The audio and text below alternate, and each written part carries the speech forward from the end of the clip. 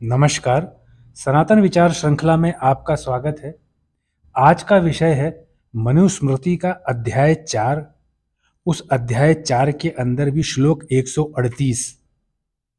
मनुस्मृति अपने आप में एक बहुत बड़ा ग्रंथ है, तो बेहतर यही होगा कि हम किसी वीडियो के अंदर एक श्लोक, किसी वीडियो में 2 श्लोक को लेके आसान भाषा के अंदर उसका अनुवाद करके समझाया जाए। तो मनुस्मृति एक प्राचीन धर्मशास्त्र है जिसे हिंदू धर्म में एक प्रामाणिक ग्रंथ माना जाता है। इसमें दर्शन, कानून, नीति शास्त्र, समाज शास्त्र जैसे कई विषयों का वर्णन किया गया है। तो उसी में से अध्याय 4 में एक श्लोक है 138 नंबर का, उसके बारे में हम यहाँ पे हिंदी भाषा में चर्चा करते हैं। मात्र एक श्लोक की बात हो रही है, उसका हिंदी अनुवाद हम यहाँ देख रहे हैं। उसका अनुवाद ये है, सत्य बोलो, प्रिय बोलो, अप्रिय सत्य मत बोलो और प्रिय असत्य मत बोलो, यही शाश्वत नियम है। श्लोक का अर्थ यह निकलता है कि जो कभी खत्म होने वाला, जो कभी खत्म ना हो, ऐसी कोई बात है तो वह है हमेशा सत्य बोलना चाहिए, प्रिय बोलना चाहिए। किसी को प्रिय ना हो तो वैसा सत्य भी ना बोलो, और ऐसा कोई असत्य ना बोलो जो कि लोगों को पसंद हो। असत्य निकले नहीं और सत्य से किसी को कष्ट हो नहीं। सत्य पर जोर हमेशा मनुस्मृति में दिया गया है कि पहला और सबसे महत्वपूर्ण प्रतीकवाद सत्यता पर जोर है मनुस्मृति का, कि आपको जो भी बोलना है सत्य बोलना है, लेकिन अगर किसी को अप्रिय हो, किसी को उस सत्य से तकलीफ हो, तो बेहतर है कि चुप रहो। यह मानव जीवन और रिश्तों में सच्चाई के महत्व को रेखांकित करता है कि किसी भी एक व्यक्ति का जीवन सत्य पर आधारित हो तो जीवन जीना भी आसान हो जाता है और जीवन के मूल्य भी बढ़ जाते हैं।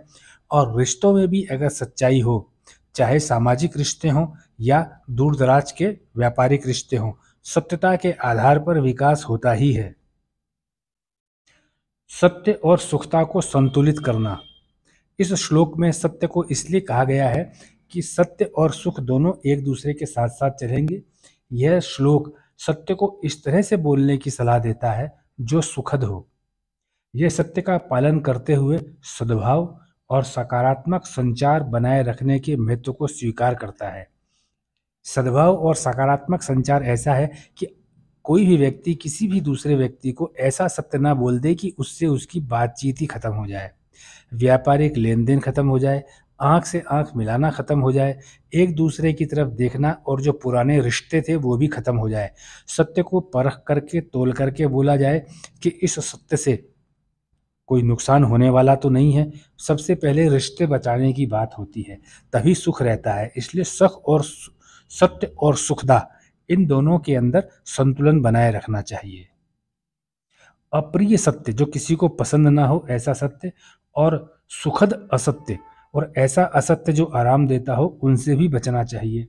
श्लोक जो है ये अप्रिय सत्य बोलने की नैतिक दुविधा और सुखद असत्य बोलने के नैतिक गलत काम पर प्रकाश डालता है कि किसी को पसंद ना हो वैसा सत्य, या जो आराम देता हो, किसी को वह सुनना चाहता हो वैसा असत्य, दोनों ही गलत है। यह व्यक्तियों को ईमानदारी और नैतिकता के साथ स्थितियों से निपटने के लिए मार्गदर्शन करता है, क्योंकि ये श्रृंखला है। सनातन शास्त्र क्या है? अपने आप में श्रृंखलाबद्ध है। कोई भी शास्त्र अपने आप में पूर्ण कभी हो ही नहीं सकता, ये सनातन भी मानते हैं। इसलिए प्रत्येक नियम जब तक और अन्य नियमों से बंधे हुए ना हो, वे नियम कार्य नहीं कर सकते हैं। शाश्वत कानून, जिसे सनातन धर्म कह के माना गया है, यह श्लोक सनातन धर्म का उल्लेख करके समाप्त होता है, जिसका अनुवाद शाश्वत कानून या शाश्वत कर्तव्य के रूप में किया जा सकता है। यह अवधारणा केवल धार्मिक अनुपालन से परे है। यहाँ पर क्या है कि इसको धर्म के कर्म कांडों से अलग मान करके इसकी व्याख्या की गई है और धार्मिक जीवन की एक सार्वभौमिक और कालातीत सिद्धांत का सुझाव देती है। कहने का मतलब मनुस्मृति के अंदर श्लोक 138 अध्याय 4 से यह है कि जो भी एक ऐसा कानून है सनातन धर्म का, यह शाश्वत कर्तव्य के रूप में किया जाए कि जीवन जीने का उद्देश्य वही है, सत्य पर आधारित होना चाहिए, लेकिन किसी को उस सत्य से तकलीफ भी ना हो और किसी को आराम पहुंचता हो असत्य से, तो आप उस असत्य से बच कर के रहिए। यह केवल किसी भी तरह की धार्मिक, जो जिसे रिलीजियस रिचुअल बोलते हैं, धार्मिक कर्मकांड, उससे संबंधित नहीं है। यह समाज शास्त्र का नियम है। संक्षेप में, मनुस्मृति का यह श्लोक संतुलित संचार और धार्मिकता के शाश्वत सिद्धांत के पालन के महत्व पर जोर देता है। धार्मिक के शाश्वत सिद्धांत कौन से होंगे? धर्म के शाश्वत सिद्धांत होते हैं सत्य पर अडिग रहना। आप भले किसी को कुछ सत्य ना बोल पा रहे हो, लेकिन आपको ये स्वीकार करते रहना कि सत्य तो यही है। और संतुलित संचार, समाज के अंदर ताना बाना, मेल जोल बना रहे, किसी सत्य की वजह से, किसी की बुराई की वजह से, किसी भी प्रकार के समाज में दुर्व्यवहार की कोई भी घटना हो, वह जन्म भी न ले पाए। यह नैतिक आचरण और धार्मिक जीवन के लिए एक मार्गदर्शक प्रकाश के रूप में कार्य करता है। ये श्लोक की बात हो रही है कि इस श्लोक की महत्ता बताई गई है। मनुस्मृति में जितने भी श्लोक हैं, चाहे जितने अध्याय हों, उसमें जितने श्लोक हैं, सबके ऊपर इसी तरह से चर्चा की गई है एक एक श्लोक में। नैतिक आचरण मतलब कि आपको किस प्रकार का व्यवहार करना है। जब आप अपने आप को एकाकी के रूप में व्यवहार करते हैं तो किस प्रकार का व्यवहार करना है, और आपका जीवन किस धर्म के साथ में किस तरह से जुड़ा हुआ हो, तो यह श्लोक उस चीज को बताता है कि व्यक्ति को सत्य का चोला हमेशा पहनकर रखना चाहिए, लेकिन वह ऐसा ना हो जो किसी को कष्ट देता हो, और किसी को आराम देता हो वैसा असत्य भी वो कभी धारण ना करे, नहीं तो वह सत्य से दूर चला जाएगा। मनुस्मृति में उदाहरण और शिक्षाओं का संग्रह है, ऐसा तो आपको पता ही है। इच्छित वस्तुओं के भोग से इच्छा कभी नहीं बुझती। अगर आपकी किसी भी व्यक्ति की कुछ भी लेने की, प्राप्त करने की इच्छा है, वह उसकी इच्छा उस वस्तु को प्राप्त करने की होने के बाद, वह वस्तु मिल जाने के बाद भी उसकी इच्छा समाप्त नहीं होती।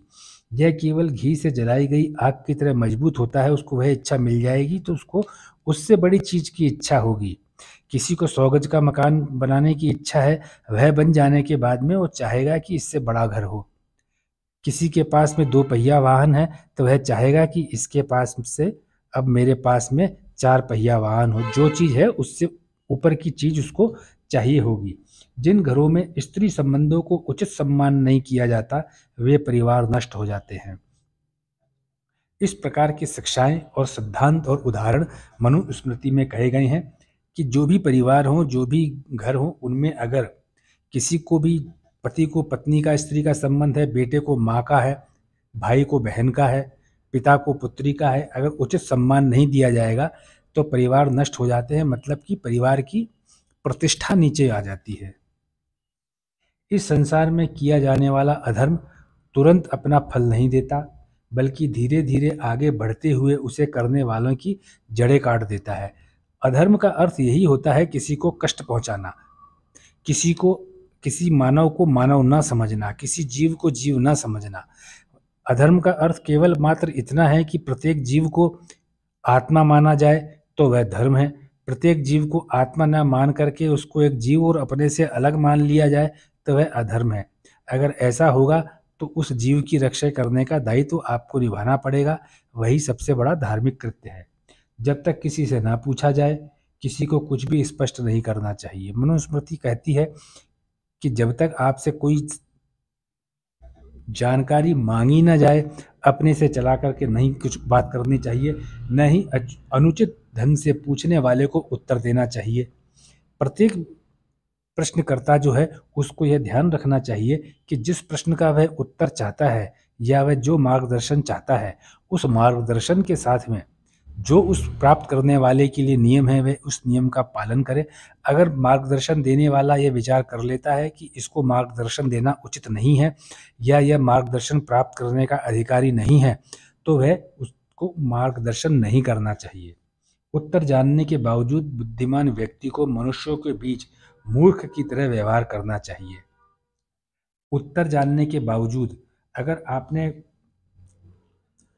किसी चीज का आप समाधान जानते हैं तब भी आपको ऐसा व्यवहार दिखाना चाहिए कि आप नहीं जानते हैं, जब तक तब तक आपसे पूछा ना जाए।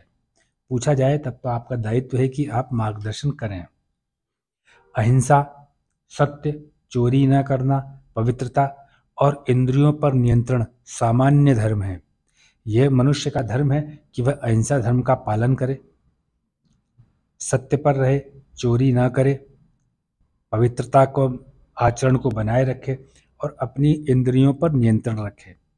जो अपने आनंद के लिए अहिंसक प्राणियों की हत्या करता है, निर्दोष मतलब ऐसे प्राणी जो उसकी हत्या करने नहीं आ रही हैं, अगर ऐसा प्राणी है जो उसकी हत्या कर सकता है, तब तो अपने आप को बचाना ही होगा। वह न तो जीवन में सुख प्राप्त कर सकता है, न ही मृत्यु में। यहाँ पर कहने का मतलब ये है कि जो अहिंसा कहा गया है, अहिंसा का अर्थ यही होता है कि आप चला करके हिंसा ना करें, लेकिन आप स्वयं को बचाने के लिए अगर अपने दुश्मन के ऊपर वार करते हैं या दुश्मन को नष्ट करते हैं, तो वह अहिंसा नहीं है। जो प्राणियों को बेड़ी लगाकर या मारकर कष्ट नहीं देना चाहता है और सबका भला चाहता है, वह स्थायी सुख प्राप्त करता है। यहाँ पर यह है कि प्राणियों को मतलब कि जीवों से तो बात है ही, जानवरों से तो साथ में कमजोरों से भी बात है। कमजोर मतलब जो शारीरिक बल में, आर्थिक बल में, सामाजिक क्षेत्र में आपसे कमजोर हैं, उनको कष्ट न दिया जाए, तभी आपको जाकर के सुख मिलेगा। जो किसी को हानि नहीं पहुंचाता, वह जो कुछ सोचता है, जो कुछ करता है और जिसका ध्यान करता है, उसे बिना परिश्रम ही प्राप्त हो जाता है। ये सब मेटाफिजिकल फिलोसॉफी है कि ये दर्शन है कि अगर आप किसी को हानि नहीं पहुंचाते हैं, तो आप जो चीज़ को सोचते हैं, जो भी कुछ करते हैं, जिस चीज़ के बारे में विचार करते हैं, वह आपको प्राप्त हो जाएगा, क्योंकि आप प्रसन्न वैसे ही रहेंगे। जो किसी को भी हानि नहीं पहुंचाता है, वह सदैव प्रसन्नता की मुद्रा में रहता है, उसकी मस्तिष्क में प्रसन्न तरल भाव के अंदर बहता रहता है। तो उस अवस्था के अंदर उसको किसी भी प्रकार का असंतोष होने के आसार बहुत कम रहते हैं। तो उसको ऐसा लगता है कि वह जितना वो परिश्रम कर रहा है, उससे ज़्यादा उसको मिल रहा है, क्योंकि उसको फिर आनंद ही आनंद आता है। किसी भी प्राणी को कष्ट न देकर, इंद्रियों को अलग करके, वेद में बताए गए संस्कारों द्वारा कठोर तपस्या करके वह यही स्थिति प्राप्त करता है।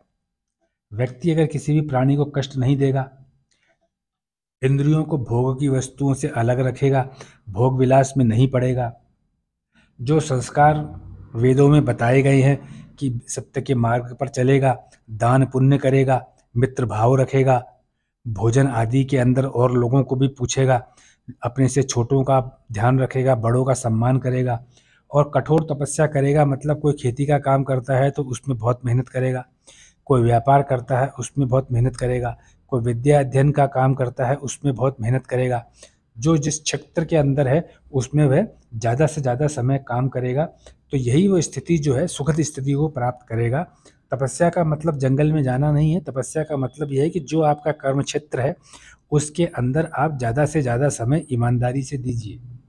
चूँकि सभी विचार और भावनाएं शब्दों में समाहित हैं और उनके द्वारा दूसरों तक पहुंचाई जाती हैं। आप विचार और भावनाओं तो शब्दों के माध्यम से ही आप किसी दूसरे को पहुंचा सकते हैं। जो शब्दों का दुरुपयोग करता है वह सभी को मिश्रित कर देता है।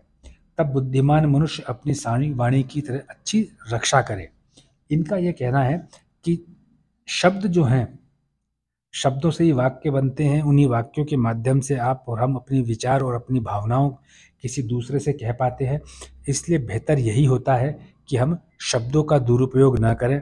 हम इतने ज्ञानी बने कि हम अपने जो वाक्य हैं, सरल भाषा के अंदर अपने सुंदर विचार, अच्छी भावनाएं दूसरे को पहुंचा सकें। तो उसके लिए क्या है कि अपनी वाणी की रक्षा करना आवश्यक है।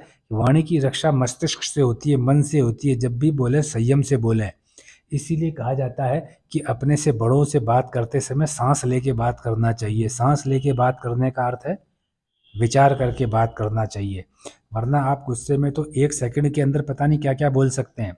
सांस लेकर के बात करेंगे तो आप आवेश में आकर के कुछ नहीं बोलेंगे, क्योंकि बोला हुआ वचन वापस नहीं आ सकता है। इसलिए बेहतर यही होगा कि शब्दों का दुरुपयोग से बचें। शब्दों का दुरुपयोग यही है कि जब भी हम वाक्य को बनाएं तो वह ऐसा हो कि जैसा हम दूसरों से सुनना चाहते हैं। यदि आपको निर्देश देना है, प्रत्यक्ष आदेश देना है, तो ऐसी वाणी का प्रयोग करें जो सहज, नरम और मधुर हो। अगर आप किसी को डायरेक्शन, निर्देश देना चाहते हैं, ऑर्डर देना चाहते हैं, आदेश देना चाहते हैं सामने खड़े होकर के, तो सहज मतलब कि आराम से दीजिए, सॉफ्ट लैंग्वेज में दीजिए और स्वीट लैंग्वेज में दीजिए, सहज, नरम और मधुर। तो इस तरह से बोलेंगे तो सुनने वाले को भी काम करने में मज़ा आएगा, नहीं तो वो पूरा काम करते करते उसको आत्मग्लानि होती रहेगी। तो उस काम जब आधे मन से होगा तो काम का भी जो फल आएगा पूरा नहीं आएगा। जिसका मन और वाणी शुद्ध और संयमित है वही अंतिम सत्य का फल पाता है। श्लोक सत्य से शुरू होता है और उसका पूरे की पूरी विवेचना सत्य पर ही जाके खत्म होती है। मन शुद्ध होना चाहिए, वाणी संयमित होनी चाहिए, तभी सत्य पालन हो सकता है, तभी सत्य का फल आएगा। सत्य का फल आएगा तो इसका मतलब सत्य का पालन हो रहा है।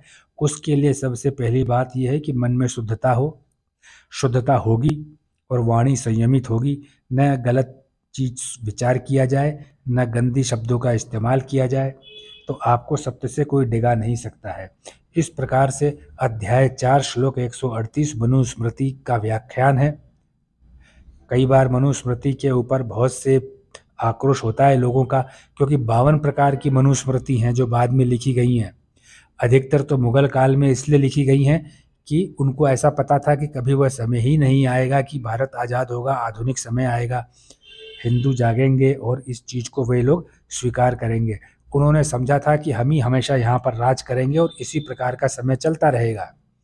इसलिए उन्होंने धार्मिक ग्रंथों में, सनातन शास्त्रों में बहुत से अपनी मर्जी से बदलाव करवा दिए, जो आज सामने आता है।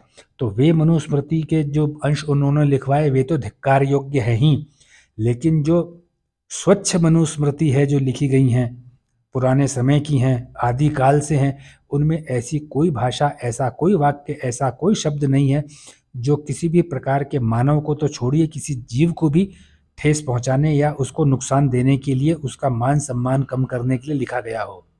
आप विश्वास कीजिए, मनुस्मृति एक महान ग्रंथ है। इसको मिश्रित किया गया है, इसकी शकल और इसका स्वरूप जानबूझ करके मुगल काल में और उसके बाद में एक दो बार में अंग्रेजों के काल में भी बिगाड़ा गया है।